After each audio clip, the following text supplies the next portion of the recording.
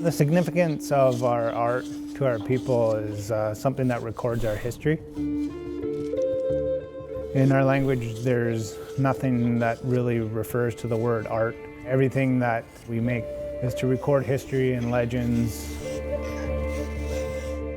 That's why we hold our art form so close to our heart.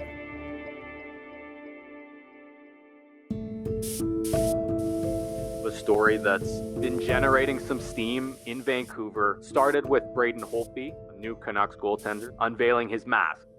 So Braden, when did you decide that you wanted to have an Indigenous themed mask? It was pretty soon after signing here. I kind of just thought, pay homage to the area and the local culture. That's something that I think is pretty unanimous with the Northwest, is the strong Indigenous roots. A goalie mask is one of those rare things that you get to show the great things about a city and about where you play. Canucks goalie Braden Holtby received criticism for the mask he planned to wear for the upcoming season. They used an artistic style that is synonymous with the Coast Salish First Nation. Yep. It featured Indigenous-inspired designs, but was created by a Swedish artist.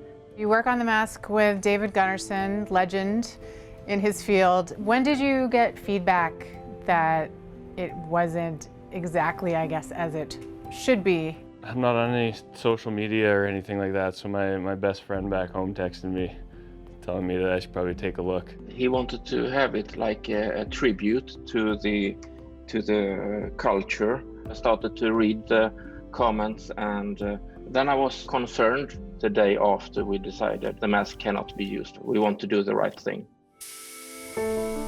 So how did you actually become involved in the creation of the current mask? The perception that I got was that Braden Holtby wanted to represent First Nations people. The way that it turned and everything, it just wasn't done properly, and I felt bad for the whole situation, so that's when I offered my services to do something true to the Coast Salish style and art form. And I thought it would be really fun just to turn the narrative around, and let's use this as a learning experience for everybody.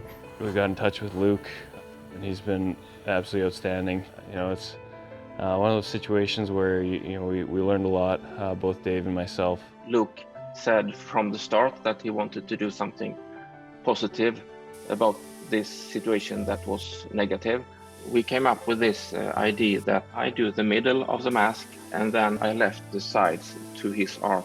He could paint whatever he wanted to create his story. So the story that we ended up using for the mask was the killer whale and wolf story. And it was a story that I heard as a kid growing up.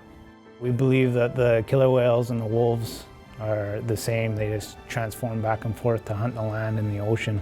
They travel in packs as a family. We felt that that would be suitable for the mask. He went through in great detail the legend of the wolf and the orca. It means something to him and his family, and I think the end result was not only a great piece of art, but I think a good lesson for not only us, but society in general.